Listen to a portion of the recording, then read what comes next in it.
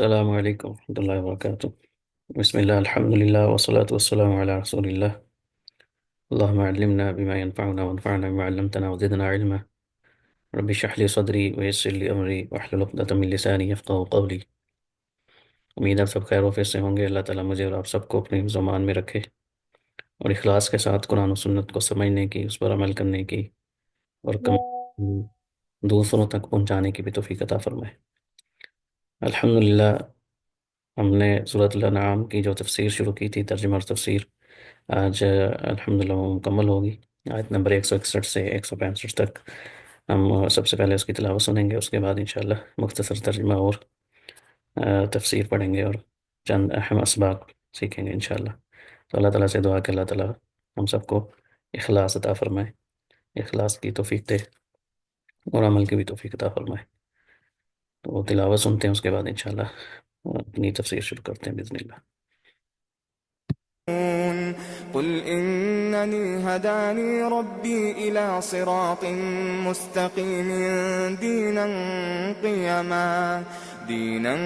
قيما ملة إبراهيم حنيفا وما كان من المشركين قل إن صلاتي ونسكي ومحياي ومماتي لله رب العالمين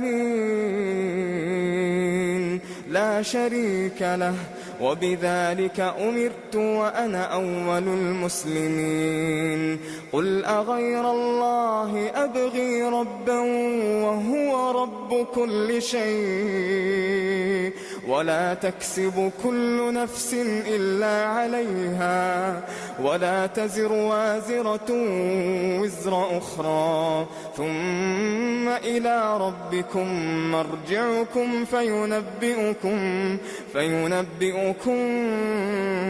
بما كنتم فيه تختلفون وهو الذي جعلكم خلائف الأرض ورفع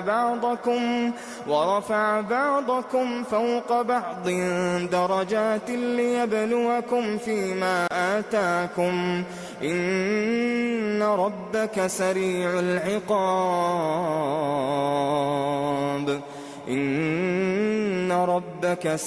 العقاب وإنه لغفور رحيم۔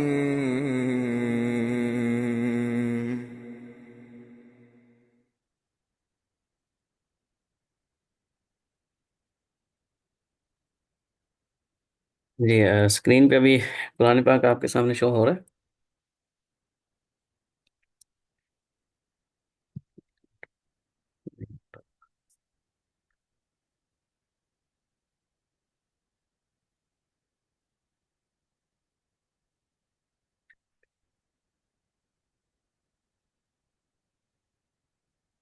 اب اسکرین پہ شو ہو رہا ہوگا ایسے ہی۔ جی عاصم بھائی، جی ایک منٹ۔ جی فرقان بھائی ابھی شو ہو رہا ہے، السلام علیکم۔ ٹھیک ٹھیک، شکریہ، جزاک اللہ خیر۔ جی تو آیت نمبر 61 سے انشاءاللہ ہم شروع کرتے ہیں۔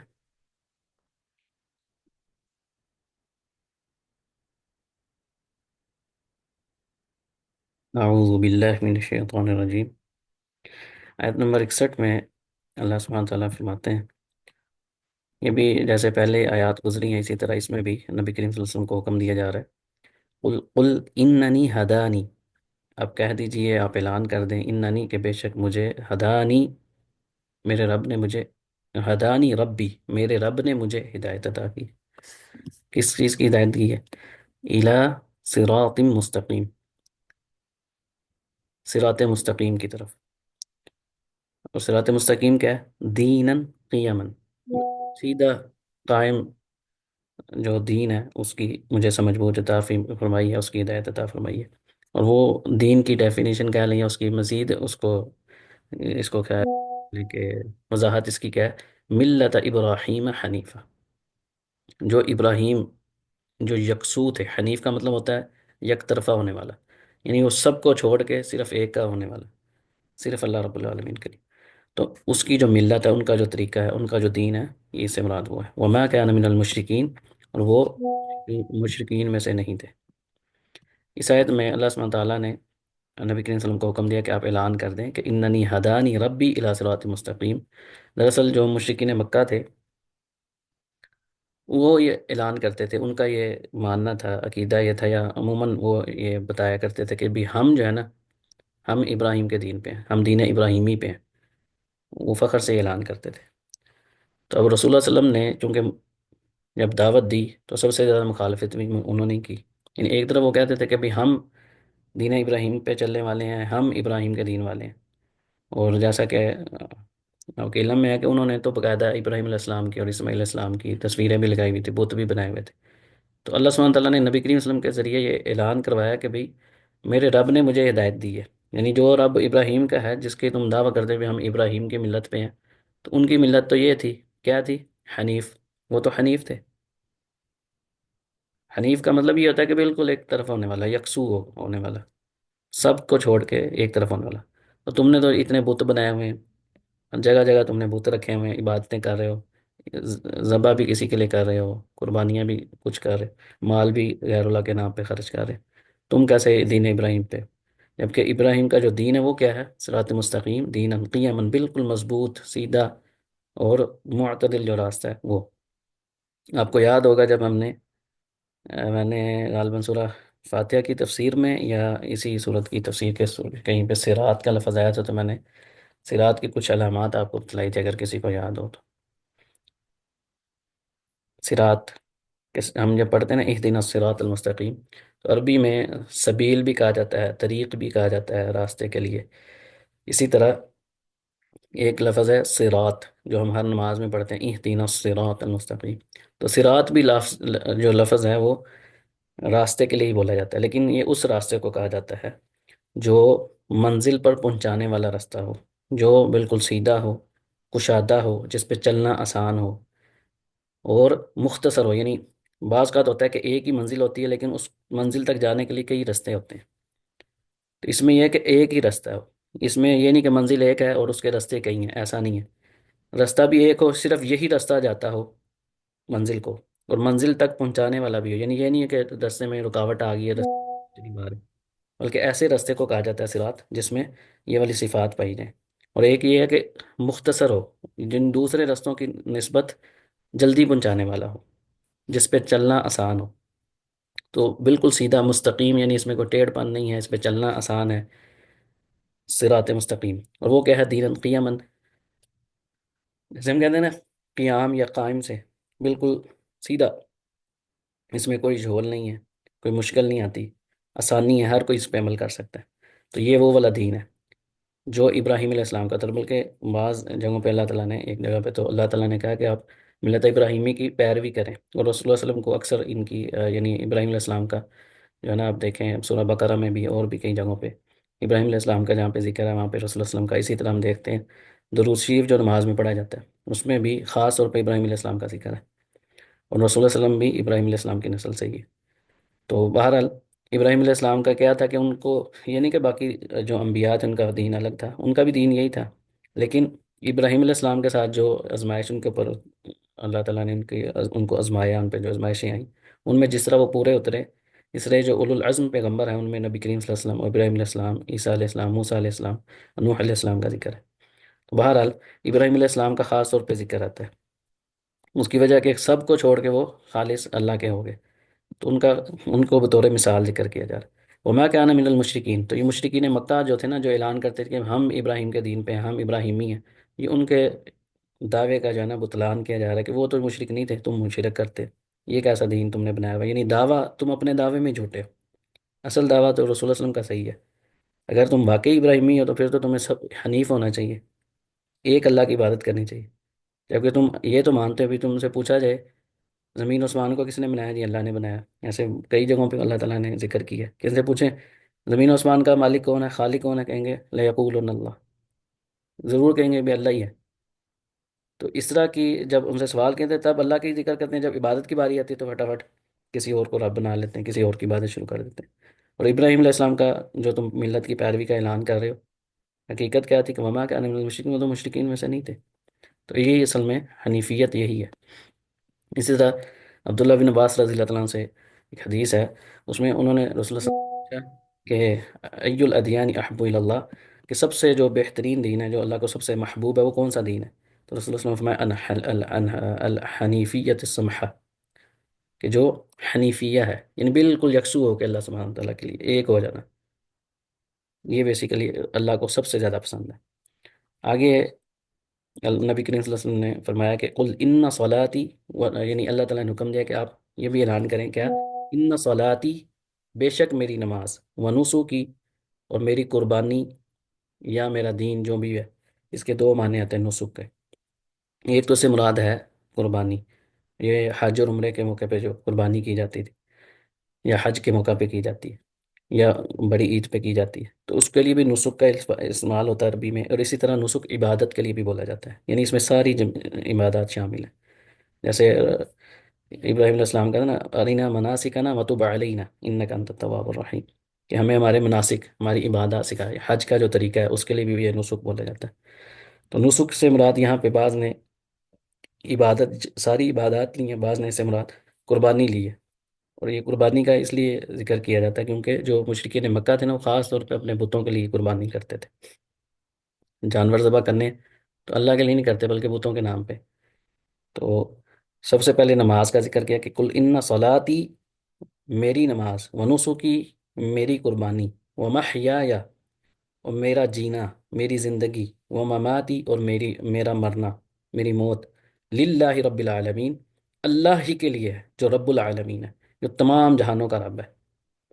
یعنی یہ ایک مسلمان کا جو ہے نا سب سے بڑا، یوں سمجھ لیں کہ ہم یہ اگر دیکھیں کہ اس پوری صورت میں جہاں جتنی بھی ہم نے آیات پڑھی، اس میں جو مین اس صورت میں آپ سبق کہہ سکتے ہیں، موضوع کہہ سکتے ہیں نا، وہ یہی تھا کہ توحید کے دلائل تھے، اور مشرکین کے جتنے بھی فرسودہ عقائد ہیں یا ان کے جو شبہات تھے ان کا رد کیا۔ اب چونکہ اس صورت کا اختتام ہو رہا ہے، آخری آیات ہیں، تو اس میں خلاصہ بیان کیا جا رہا ہے کہ انسان جو ہے نا، جو مسلمان ہے، اس کا جو معاملہ ہونا چاہیے وہ کیسا ہونا چاہیے؟ نماز، روزہ، زکوٰۃ، ساری عبادتیں، جینا مرنا اللہ کے لیے ہونا چاہیے، للہ رب العالمین، جو تمام جہانوں کا رب ہے۔ تو دیکھیں گے ہم نے سورہ فاتحہ میں تفصیل سے یہ لفظ جو رب ہے اس کے اوپر بات کی تھی، کہ جب رب پیدا کرنے والا وہ ہے، ہر چیز کا مالک وہ ہے، تو پھر عبادت بھی اسی کی ہونی چاہیے، آپ کا جینا بھی اسی کے لیے ہونا چاہیے، آپ کا مرنا بھی اسی کے لیے ہونا چاہیے۔ ظاہری بات ہے زندگی کا خالق بھی وہی ہے، موت بھی اس نے دینی ہے، تو پھر کسی اور کے لیے بندہ اپنی زندگی جو ہے نا وہ اس میں کھپا دے، دوسروں کو خوش کرنے کے لیے، اللہ کو ناراض کر کے، تو اس سے بڑی، جس کو کہتے ہیں کہ تباہی یا ہلاکت، کیا ہو سکتی ہے؟ تو یہاں پہ نبی کریم صلی اللہ علیہ وسلم کو حکم دیا جا رہا ہے کہ آپ یہ اعلان فرما دیں۔ اب یہ یہاں پہ ایک مسئلہ جو مین ہے، وہ ایک تو نماز کا خاص طور پہ ذکر ہے، دوسرا قربانی کا ذکر ہے۔ قربانی کے معاملے میں آج بھی بعض لوگ ہیں جو اپنے کھانے پینے کو، قربانیوں کو غیر اللہ کے نام پہ ذبح کرتے ہیں۔ یہ تو کہتے ہیں جی ہم، لیکن باقاعدہ انہوں نے اپنے آستانے بنائے ہوئے، وہاں پہ لے جاتے ہیں، جانور ذبح ہوتے ہیں، کھانا پکانا، یہ ساری چیزیں۔ تو یہ نہیں کہ مشرکین مکہ ہی ایسا کرتے تھے، آج بھی بعض مسلمان ہیں جو خود کو مسلمان بھی کہتے ہیں اور یہ کام کرتے ہیں، اور جو عبادت ہے وہ اللہ کے علاوہ کسی کے لیے نہیں کرنی چاہیے۔ تو نماز ہو، روزہ ہو، ساری عبادات اللہ کے لیے ہونی چاہیے، جو رب ہے، بیسیکلی جس کے اندر رب کی صفات ہے نا، وہی عبادت کے لائق ہے۔ اس چیز کو سمجھنا بڑا ضروری ہے۔ آگے مزید اعلان کر دیا کہ یہ جو اوپر چل رہا ہے نا دین قیمم، یہ سمجھ لیں اسی کی ساری وضاحت ہو رہی کہ دین ہے کیا بیسیکلی۔ اگر ہم سے پوچھا جائے بھی دین کیا ہے، کسی نے کہا جی سسٹم ہے، کوئی کہتا ہے نظام ہے، کوئی کچھ۔ انسان کی پوری زندگی کا جو چلنے کا، کس طرح اس نے زندگی گزارنی ہے، ساری چیزیں اس میں شامل ہیں، لیکن جو مین، سب سے مین چیزیں جس کا اعلان اللہ رب العالمین کروا رہے ہیں، وہ کیا چیز ہے؟ وہ یہی ہے، یہ سمجھے اسی کا ہی ہے کہ دین کے، اگر ہمیں دین کا ہے، یہ آگے دین ہی بیان ہو رہا ہے سارا، کہ سب سے پہلے تو یہ ہے کہ انسان توحید پرست ہونا چاہیے۔ جو بندہ توحید پرست نہیں، اس کا کوئی دین نہیں ہے۔ توحید پرست تبھی ہوگا جب اس کو اللہ کی پہچان ہوگی، اپنے خالق کو مانتا ہوگا، جو رب مانتا ہوگا حقیقی معنوں میں، وہی اللہ کی عبادت کرے گا نا۔ جس کو یہ یقین ہوگا کہ اللہ رب العالمین جو ہے نا، اللہ ہی پوری کائنات کا رب ہے۔ رب کا مطلب یہی ہوتا ہے کہ پرورش کرنے والا، بنانے والا، پیدا کرنے والا، موت دینے والا، رزق دینے والا، مشکل کشا، حاجت روا، یہ ساری کون ہے؟ یہ اللہ رب العالمین کی صفات ہے۔ جب ایک بندے کو یقین ہو جائے گا کہ ہے ہی ہر چیز کا نفع نقصان کا مالک کون ہے؟ اللہ رب العالمین ہے، رب ہے، مجھے جو رزق مجھے ملتا ہے وہ رب دیتا ہے، تو پھر انسان نہ چاہتے ہوئے، چاہے اس کا دل کرے نہ کرے، وہ صرف اللہ کو ہی مانے گا، کسی اور سے اس کا ڈر نہیں رہے۔ عبادت کرے گا تو اس میں مجھے رب وہ ہے تو عبادت بھی اس کی کرنی چاہیے، حکم اس کا چلتا ہے، زندگی میری اس کے ہاتھ میں ہے، موت اس کے ہاتھ میں ہے، تو پھر کسی اور کا کیا اختیار ہے؟ تبھی انسان، جتنی انسان کی توحید پختہ ہوگی نا، یہاں پہ ابراہیم علیہ السلام کا ذکر خاص طور پہ دیکھا جائے درود شریف میں بھی اور بھی، اگر ہم غور کریں نا تو ابراہیم علیہ السلام اس قدر توحید پرست ہے کہ اس وقت کے اس وقت کا جو حکمران تھا، ساری قوتیں ان کے خلاف ہو گئی تھی، ساری کی ساری، وہ اکیلے تھے، تو ان کو اکیلے کو اللہ تعالیٰ نے امت کا نام دیا، حق صرف ان کے پاس تھا، باقی سارے گمراہ تھے، سب مخالفت کر رہے تھے، آگ میں پھینکا، طرح طرح کے ان کو اذیتیں دی، کہیں والد سے بات کریں، والد نے اتنا احسن انداز ہے، سورہ مریم میں آپ پڑھیں کہ کس انداز میں یا ابتی ایسے کر کے اپنے والد کو پکاریں کہ اے ابا جان، اس طرح ان کو دعوت دے رہے، اور ان کا آگے سے جواب کیا تھا کہ نکل جاؤ، گھر سے نکل جاؤ ورنہ میں تمہیں رجم کر دوں گا، مار دوں گا تمہیں۔ قوم کے پاس گئے ہیں، انہوں نے کسی نے کہا جی سورج ہمارا ہے، کسی نے کچھ اس طرح مثالیں دے دے کے سمجھایا، پھر اسی طرح وہ جو نمرود والا معاملہ، اس کے دربار میں گئے، اس نے کہا جی سورج میں رب ہوں، زندہ کرتا ہوں مارتا بھی ہوں، اس نے دو قیدیوں کو، ایک کو زندہ کر چھوڑ دیا، ایک کو قتل کروا دیا، اور ایک اس نے کہا جب سورج کی بات آئی تو انہوں نے وہ بہت لمبی بحث نہیں کی، مناظرہ چلا، انہوں نے فوراً کہا کہ ٹھیک ہے اگر تو رب ہے تو میرا رب جو ہے نا وہ تو مشرق سے نکالتا ہے، تو رب ہے تو ذرا مغرب سے نکال، تو اللہ تعالیٰ فرماتے ہیں فبوہت الذی کفر، کفر ہکا بکا رہ گیا، کافر جو تھا۔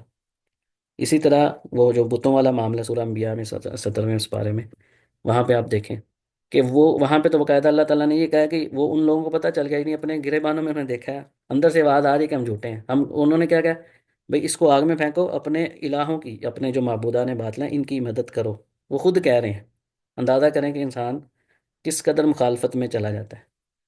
ابراہیم علیہ السلام کو کہہ رہے ہیں آگ پہ پھینکو، اس کو جلا دو، اور کیا کرنا ہے ونسرو آلیہتکم، اپنے الہوں کی مدد کرو۔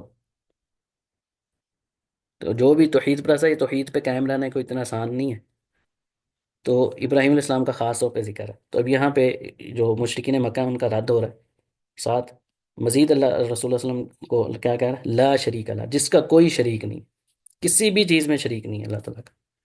جتنے آج کل ہمارے بعض مسلمانوں نے بھی بنائے ہوئے ہیں جی، فلاں جو ہے نا وہ ایسے کر لیتا ہے، فلاں کو پکارا، فلاں قبر میں آ رہا ہے، فلاں جو یہ کر رہا ہے، مصیبت ہے اتنی ڈوبی ہوئی جو کشتیاں تارنا ہے، فلاں نے مصیبت میں پکارو، یہ کرو وہ کرو، کوئی رسول اللہ علیہ وسلم کو پکار رہا ہے، کوئی سیدنا علی کو بنا رہا ہے، کوئی حسین رضی اللہ تعالیٰ عنہ کو، کوئی حسن کو، کوئی عبد القادر جیلانی کو کسی نے اپنا معبود بنایا ہوا ہے۔ تو جن کو اللہ رب العالمین، یعنی اللہ رب العالمین جن کی اپنی زندگی رسول اللہ علیہ وسلم کی توحید پرست تھے ابراہیم علیہ السلام، اور آج نمازوں میں تو ہم درود پڑھ رہے ہیں لیکن حقیقت میں عملی طور پہ کیا کر رہے ہیں؟ رسول اللہ علیہ وسلم کی بات نظر ہی نہیں آتی ہمیں، جو ایسے لوگ ہیں نا ان کی آپ دعوت دیکھیں، اے ٹو زیڈ جو ہے نا وہ کسی امتی کے پیچھے ان کی پوری پوری تقریریں ہوں گی، توحید ان کی دعوتوں میں نظر نہیں آئے گی۔ آج یہاں ایک اور مسئلہ بھی سمجھ لیں، بہت سے لوگ سوال کرتے ہیں کہ ہمیں پتہ کیسے چلے گا بھی کون حق پہ ہے، کیونکہ یہ تو حقیقت سوال ہے کہ عام آدمی کے لیے بڑا ہی مشکل ہو گیا کہ اب حق پہ جاننا کیا ہے۔ تو یاد رکھیں، سب سے پہلی تو چیز ہے کہ آپ کے اندر اخلاص ہونا چاہیے، والذین جاہدوا فینا لنہدینہم سبلنا، کہ جو بندہ بھی کوشش کرتا ہے نا، ہم اس کو ضرور اپنے راستوں کی رہنمائی کرتے ہیں، سبل کا لفظ ہے یعنی اللہ تعالیٰ کہ ہم سارے راستے اس کو دکھائیں گے، وجہ کیا ہے؟ جو اخلاص کے ساتھ سیکھنے کی کوشش کرے گا، اور اللہ رب العالمین نے ایک تو یہ بتا دی اخلاص ہونا چاہیے، دوسرا کیا ہے کہ انسان دعا کرے کہ اللہ جو حق ہے نا وہ مجھے دکھا دے، کیونکہ اتنا حق گٹمٹ ہو گیا سمجھ نہیں لگتی، ہر بندہ کہتا ہے جی میں حق پہ ہوں، میں حق میں ہوں، پتہ کیسے چلے گا؟ اور ایک اور آسان جو طریقہ ہے وہ یہ ہے کہ آپ ان کی دعوت دیکھیں، کس کی دعوت جو ہے نا وہ قرآن اور حدیث پہ مشتمل ہے، کس کی دعوت کے اندر قرآنی آیات ہیں، احادیث ہیں، اور کون جو ہے نا وہ رسول اللہ علیہ وسلم کی دعوت جیسے دعوتیں دے رہا ہے، کون اللہ کی طرف پکار رہا ہے، کون کسی شخصیت کی طرف دعوت دے رہا ہے، اس سے بھی کافی حد تک آپ پہچان سکتے ہیں۔ کسی نہ کسی امام کے پیچھے چلنے کو کوئی کہہ رہا ہے، کوئی کہہ رہا ہے میرے پیر صاحب کی بیعت کر لیں، کوئی کسی کی طرف بلا رہا ہے، تو اگر آپ حق پہچاننا چاہتے ہیں تو دعوت کے اوپر غور کریں کہ یہ کس چیز کی دعوت دے رہا ہے، کیا یہ اللہ رب العالمین کی دعوت دے رہا ہے؟ قرآن پاک کے اندر کیا توحید اللہ تعالیٰ نے جو بیان کی ہے اس کے ان کی دعوت میں وہ پائی جاتی ہے؟ تو کافی حد تک جو ہے نا آپ کو حق پہچاننے میں آسانی ہو جائے گی۔ کوشش مسلسل جاری رکھیں، دعا بھی کریں، ساتھ ساتھ ان چیزوں کو بھی دیکھیں کہ ان کی دعوت کس چیز پہ مشتمل ہے، تو اس سے بھی کافی حد تک پتہ چل جائے گا۔ کوئی کسی جماعت کے امیر کی طرف آپ کو بلا رہا ہوگا کہ اس ہاتھ پکڑ لیں، اس کا پلڑا پکڑ لیں، یہ ہو جائے گا، فلاں کے پیچھے چل پڑیں، فلاں کے پیچھے، یعنی دعوتوں سے ہی پتہ چل جاتا ہے کہ بھئی کس کی دعوت کس طرف لے کے جا رہی ہے آپ کو۔ تو جس کی دعوت کے اندر اللہ اور اس کے رسول ہوں اللہ کی طرف بلانے والا ہو توحید کے معاملے میں، رسول اللہ علیہ وسلم کی اتباع کی طرف دعوت دے رہا ہے، تو کافی حد تک آپ گمراہی سے بچ جائیں گے۔ تو لا شریک اللہ یہ اسی دین کی بیان ہو رہی ہے کہ ان صلاتی و نسکی، اس میں کہ لا شریک اللہ، اس کا کوئی شریک نہیں۔ میرا مرنا جینا کس کے لیے؟ اللہ رب العالمین۔ اللہ رب العالمین کون ہے؟ لا شریک اللہ، جس کا کوئی شریک نہیں۔ وَبِذَلِكَ أُمِرْتُ وَأَنَا أَوَّلُ الْمُسْلِمِينَ۔ اور یہ جو چیز ہے یہ کہ میں اپنی طرف سے کر رہا ہوں کہ مجھے ایسا لگتا ہے جی مجھے ایسا کرنے نہیں۔ وَبِذَلِكَ أُمِرْتُ، مجھے اسی کا حکم دیا گیا، یعنی یہ نہیں کہ میں اپنی اپنی طرف سے کوئی معاملہ کر نہیں، بلکہ میں بھی جو مجھے اسی چیز کا حکم دیا گیا جو میں کر رہا ہوں، کہ اللہ کے سوا کوئی معبود نہیں، اسی کی پیروی کرنی۔ میرا جینا مرنا اللہ کے لیے ہونا چاہیے۔ وانا اول المسلمین، اور میں سب سے پہلا مسلمانوں میں سے پہلا ہوں۔ یعنی اس امت کا جو سب سے پہلا مسلمان ہے وہ کون ہے؟ رسول اللہ صلی اللہ علیہ وسلم ہے۔ اور اس کا ایک اور معنی بھی یہ ہے کہ ایک مسلمان کی جو صفت ہے وہ یہی ہونی چاہیے کہ سب سے پہلے اول آنے میں آنا چاہیے اس کو بندے کو۔ اللہ کا حکم آ گیا، رسول اللہ کا حکم آ گیا، کوشش کرے جس نہیں وہ کر سکتا فوراً۔ کسی معاملے میں غلط ہے، اگر اللہ اور اس کے رسول کی بات آ گئی ہے تو وہاں پہ پھر چوں چرا نہ کرے، فوراً۔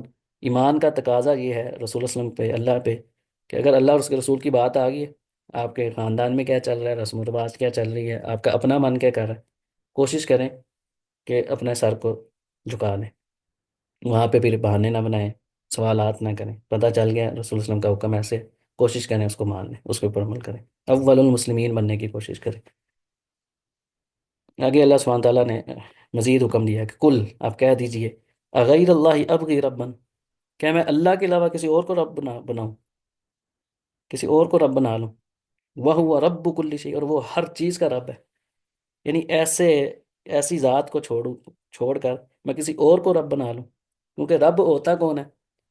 جو عدم سے پیدا کرنے والی ذات ہے، جس نے پیدا کیا، پیدا اس نے کیا، رزق اس نے دیا، زندگی موت کا مالک وہ ہے، کائنات کا سارا نظام وہ چلانے والا ہے، بارشیں برسانے والا وہ ہے۔ ایسی ذات کو چھوڑ کے مخلوق کو رب بنانا کتنی بڑی بے وقوفی ہے۔ یہ بالکل ایسا ہی ہے کہ غلام ہے، اس کو آپ مالک کے درجے پہ رکھ دیں۔ یہ تو عام زندگی میں بھی ایسا نہیں ہوتا کہ اگر آپ کسی کمپنی میں دیکھیں، کسی گھر کے اندر ہی چلیں دیکھ لیں، گھر کے اندر ایک سربراہ ہوگا تو گھر کا نظام صحیح چلتا رہے گا۔ اگر دو سربراہ ہوں، یا باپ جو ہے اس کی جگہ پہ کہ بیٹے کو بٹھا دیا جائے، بیٹا جو ہے نا وہ باپ بننے کی کوشش کرے گا، تو نظام کیا ہوتا ہے؟ تباہ و برباد ہو جاتا ہے۔ گھر چھوٹا سا جو ایک یونٹ ہے نا معاشرے کا، وہ نہیں صحیح طرح چل سکتا۔ تو اللہ تعالیٰ نے کہا کہ اس کائنات میں اگر دو الہ ہوتے، دو رب ہوتے، لفسد تھا، فساد مچ جانا تھا۔ تو رسول اللہ علیہ وسلم سے اعلان کروایا جا رہا ہے کہ کیا اللہ کے علاوہ میں کسی کو رب ہوں؟ وَهُوَ رَبُّ كُلِّ شَيْءٍ۔ تو یہ سب سے بڑی دلیل ہے کہ ہر چیز کا پیدا کرنے والا صرف اللہ رب العالمین ہے۔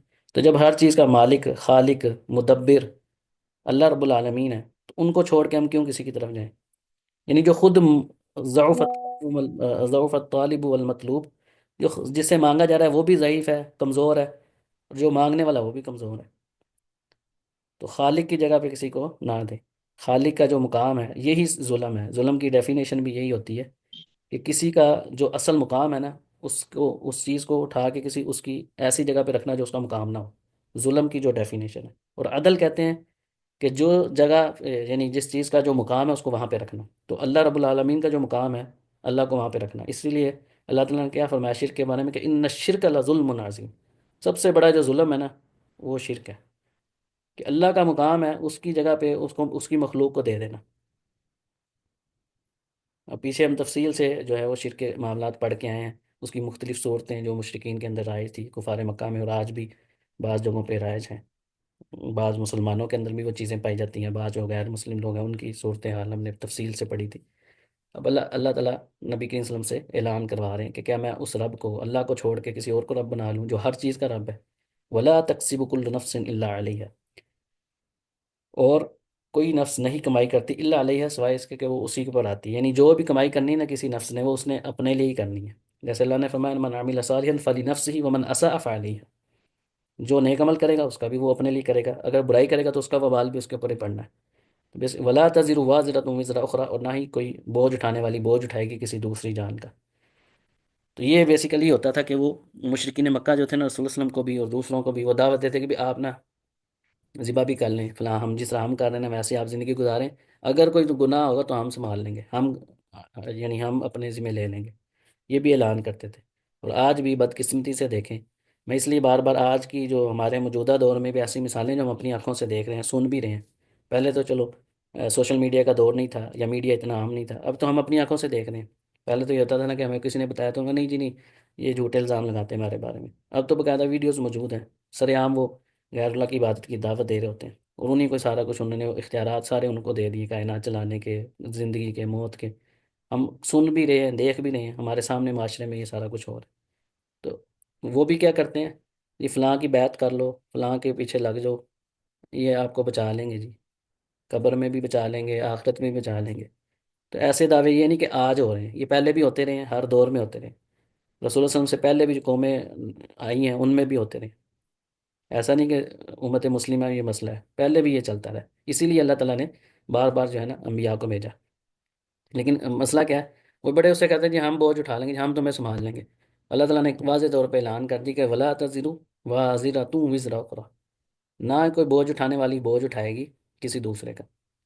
جیسے ہے نا کہ جس طرح جو کمائی اپنے لیے آپ نے جس نفس نے جو بھی کمائی کرنی ہے نا، اس نے اپنے پر اس کا ہونا ہے. اب اچھی کرے گا تو اچھا بدلہ ملے گا، برا کرے گا تو برا بدلہ ملے گا. کوئی کسی نفس کا بوجھ نہیں اٹھائے گا. حتیٰ کہ جیسے آیا نا کہ جس نے کوئی نیک عمل کیا اور اس کو آگے جاری کیا، اس کی نیکی کے یا سنت کو زندہ کیا، تو اس کا ثواب بھی دوسروں کو، یعنی دوسروں کا بھی جو بھی اس پہ عمل کرے گا اس کی وجہ سے ثواب ملے گا. لیکن ان کے ثواب میں کمی پیشی نہیں ہوگی. یہ نہیں ہوگا کہ دوسرا جو عمل کر رہا ہے اس کے ثواب میں سے آپ کو ثواب دیا جائے گا، نہیں، بلکہ آپ کی محنت کا آپ کو ثواب ملے گا، جو دوسرا کر رہا ہے اس کو ملے گا. اسی طرح جس نے کوئی برا کام کیا اور اس پہ لوگوں کو لگایا، تو اس کو بھی بوجھ، ان کا تو ساروں کا بوجھ اس کو بھی اٹھانا پڑے گا. جیسے قابیل نے قتل کیا تھا تو قیامت تک جتنے بھی قتل ہوں گے سب کا گناہ اس کو بھی ملے گا. لیکن جو قاتل کر رہا ہے، آج بھی کوئی قتل کر رہا ہے، کل کو کرے گا، یا پہلے جنہوں نے کیا، ان کو ان کا بوجھ خود ہی اٹھانا پڑے گا. لیکن جس نے یہ کام شروع کیا تھا اس کو بھی، اس کے اوپر بھی وبال آئے گا. لیکن کمی نہیں ہوگی دونوں کے اندر، نہ نیک امال میں نہ اس میں. تو اللہ تعالیٰ نے یہاں پہ یہ بھی ان کے دعوے کا جو رد کر دیا، جو وہ کہتے تھے ہم سنبھال لیں گے. تو ایسا سنبھالنے والا کوئی نہیں، ہر کسی کو اپنی اپنی پڑی ہونی ہے. جیسے سورہ عبس وتولی میں 30ویں سپارے میں یوم یفر المرء من اخیہ و امہ و ابیہ، جو سب سے قریبی رشتہ دار ہیں نا انسان کے، جن کے لیے انسان یہ ساری الٹی سیدھی حرکتیں کرتا ہے، وراثت میں بہنوں کا حق کھا گیا، بچوں کے لیے کرتا ہے نا، بیوی بچوں کے لیے، کہیں والدین کی نافرمانی ہو رہی، کہیں پہ والدین کو راضی کرنے کے لیے سارے کام کر رہے ہیں. تو اللہ تعالیٰ نے انہی رشتوں کا نام لیا. اسی طرح 29ویں بارے میں بھی ہے یود المجرم لو یفتدی من عذاب یومئذ ببنیہ وصاحبتہ واخیہ وفصیلتہ التی تؤویہ ومن فی الارض جمیعا. وہاں پہ بھی اللہ تعالیٰ نے یہی کہا کہ بیویوں کو بھی پیش کر دے گا، بچوں کو بھی کرے گا، اپنے بھائیوں کو بھی کرے گا، اپنے خاندان کنبے قبیلے کو بھی کہے گا یا اللہ یہ لے لے، ومن فی الارض جمیعا، اور جو بھی زمین میں ہے نا سارے لے کے عذاب سے مجھے بچا لے. تو سورہ عبس وتولی میں بھی وہاں پہ بھی یہی ہے کہ اپنی بیویوں سے بھی دور بھاگے گا، اپنی ماں سے، بچوں سے بھاگے گا. ہر کسی کو اپنی اپنی پڑی ہونی. اس میں کوئی اللہ تعالیٰ نے کہا کہ فلاں کو تو استثناء حاصل ہوگا، ایسا کوئی مسئلہ نہیں. ہر کسی کو اپنی پڑی ہوگی. تو اس غلط فہمی سے بھی بندہ نکل ہے، جتنی یہ ڈھونگ ہمارے ہاں رچائے ہوتے ہیں لوگوں نے. ثم الی ربکم مرجعکم، ٹھیک ہے یہ امتحان کا ہے تو جس طرح بھی زندگی گزارنی گزار لو، یہ واضح ہو گیا. ثم الی ربکم مرجعکم، ثم الی ربکم مرجعکم، پھر تمہارا لوٹنا تمہارے رب کی طرف ہے. فیونبئکم، پس وہ تمہیں آگاہ کرے گا، تمہیں بتلائے گا، تمہیں خبر دے گا. کس چیز کی؟ بما کنتم فیہ تختلفون، اس چیز کی جو جس میں تم اختلاف کیا کرتے تھے. یعنی یہاں پہ تو اختلاف کر لو جی، نہیں مانی نہ مانے، لیکن اتنا واضح طور پہ احکام ہونے کے باوجود بھی دیکھ لیں اختلاف نہیں ختم ہو رہا. لیکن اللہ تعالیٰ قیامت کے دن سارے اختلافات کا جواب دے گا، بتائے گا کہ تم جن چیزوں میں اختلاف کرتے تھے اس میں حق کیا تھا. وَهُوَ الَّذِي، اور وہ ذات کون سی؟ وَهُوَ الَّذِي، وہی ہے جو جعلکم، جس نے جعلکم بنایا تم کو، یا بناتا ہے، بنایا تم کو، خلائف الارض، زمین میں ایک دوسرے کا خلیفہ جانشین بنایا. ورفع بعضکم فوق بعض درجات لیبلوکم فیما آتاکم. یہاں پہ ایک تو یہ ہے کہ اقتدار میں جو خلیفہ بنتے ہیں، کوئی حکمرانی جن کو عطا کی جاتی ہے. دوسرا اس سے مراد خلائف الارض سے مراد یہ ہے کہ زمین میں ایک دوسرے کا جانشین بندہ بنتا ہے. یعنی ایک نسل کے بعد دوسری نسل، دوسری کے بعد تیسری، تیسری کے بعد چوتھی، یہ سلسلہ آدم علیہ السلام سے لے کے قیامت تک چلتا رہے گا. باپ آ رہا آگے سے اس کی اولاد آتی ہے، پھر وہ فوت ہو جاتے ہیں، پھر آگے سے ان کی اولاد آتی ہے. اس طرح چلتا رہا ہے سرکٹ. ایک دوسرے کے خلیفہ بنتے جا رہے ہیں. خلیفہ سے مراد یہ ہے کہ ایک کے بعد آنے والا بعد. نیک کے بعد بعد آ رہا ہے، بعض بات ہوتا ہے کہ اولاد نیک نکل آتی ہے، اس سے اگلی اولاد جو ہے وہ برے نکل آئے ہیں، وہ ناخلف ہوتے ہیں۔ تو یہاں پہ دونوں معنی مراد ہیں، ایک تو اقتدار ہے کہ ایک کی خلافت گئی، اللہ نے دوسرے کو اقتدار دے دیا، دوسرے کی گئی تیسرا کو دے دیا، نیک آیا بد آ گیا، اس طرح کے معاملہ چل رہے ہیں۔ اور یہ کہ یہ ہے کہ نسل در نسل جو ہم ایک دوسرے کے وارث بنتے ہیں، ہمارے آنے والی نسلیں ہماری وارث بنیں گی، پھر ان کے بعد ان کی بنیں گی، ایسے چلتا جائے گا سلسلہ۔ تو یہ کون کر رہا ہے؟ یہ اللہ سبحانہ تعالیٰ کا معاملہ ہے۔ اور آگے جو بہت ہی اہم نقطہ ہے وہ ہے وَرَفَعَ بَعْضَكُمْ فَوْقَ بَعْضٍ درجات، اور بلند کیا تمہارے بعض کو بعض سے، درجات، درجات میں، رتبوں میں ایک دوسرے سے بلند کیا۔ یہ دینی معاملہ بھی ہو سکتا ہے، دنیاوی بھی ہو سکتا ہے، مال و دولت ہے، رنگ ہے، نسل ہے، اور اسی طرح دنیاوی جو انسان کی معاشی معاملات ہوتے ہیں ان میں کوئی غریب ہے، کوئی بہت زیادہ غریب ہے، کوئی درمیانہ ہے، کوئی امیر ہے، کوئی بہت زیادہ امیر ہے، کوئی مدیر ہے، کوئی مالک ہے، کوئی غلام ہے، کوئی یعنی ملازم ہے، یہ ساری چیزیں ہیں۔ یعنی کسی کا اختیار اپنے گھر میں بھی انسان اس کو یہ یعنی اس کے اندر ساری چیزیں آ جاتی ہیں کہ ایک دوسرے کو دوسرے پہ فوقیت دیے۔ اس کا مقصد کیا ہے؟ لیبلوکم فیما آتاکم، تاکہ وہ تمہیں آزمائے، تمہارا امتحان لے، فیما آتاکم، جو تمہیں عطا کیا۔ جو بھی بندہ ہے اگر امیر ہے تو اس کو دے کے آزما رہا ہے کہ کیا یہ میرا شکر کرتا ہے، اس کو میں نے نعمتیں دی ہیں، اس کو گاڑی دی ہے، بنگلہ دیا ہے، مال دی ہے، کمپنیاں دی ہیں، کیا یہ شکر کرنے والا بندہ ہے؟ اپنے سے جو ماتحت لوگ ہیں ان کے ساتھ کیسا اس کا سلوک ہے؟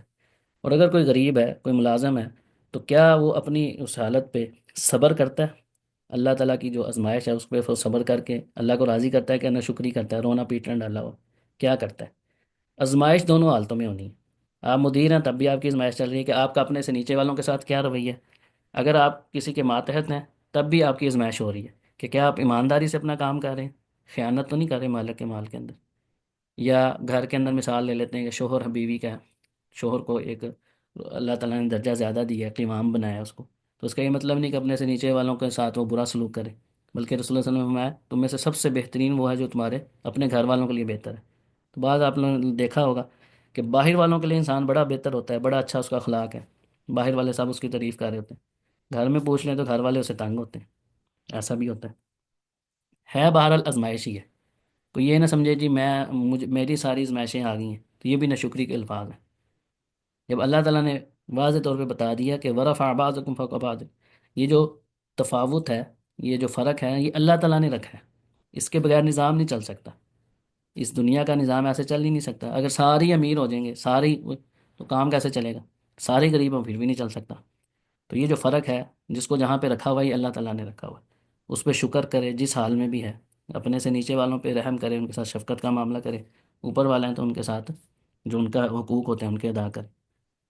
تو بہرحال اللہ سبحانہ تعالیٰ نے یہاں پہ ایک بہت بڑا جو ایک مسئلہ ہے اس کا جواب ہمیں کہ اللہ تعالیٰ ہی ہے زمین میں خلافت عطا کرتے ہیں اللہ، اور اس کا مقصد یہ نہیں کہ وہ کوئی اللہ تعالیٰ ایک ہی ہے، مقصد کیا ہے؟ آزمانا، یہ شکر گزار بنتے ہیں یا نافرمان بنتے ہیں۔ ان ربک سریع العقاب، اب یہ صورت کا اختتام دیکھیں کس طرح ہو رہا ہے۔ پہلے زمین کی خلافت کا ذکر کیا ہے، رتبوں کا ذکر کر دیا کہ آزما رہا ہوں، اس کے باوجود ظاہری بات ہے دو کیٹیگری ہوتی ہیں، یا تو شکر کرنے والے بندے بنتے ہیں، فرما بردار ہوتے ہیں، یا پھر کیا ہوتا ہے؟ فرعون صفت ہوتے ہیں، ظلم کرنے والے، جہاں پہ بھی ہیں، گھر میں ہیں، باہر ہیں، کوئی حکمران ہے، کوئی محکوم ہے، جہاں پہ بھی۔ ان ربک سریع العقاب، بے شک تمہارا رب جو ہے نا وہ تیز ترین بدلہ لینے والا ہے۔ سریع یعنی جلدی، انسان کو لگ رہا ہے لیکن قیامت کا دن 50,000 سال کا ہے، لیکن بہت جلدی حساب کتاب ہوگا۔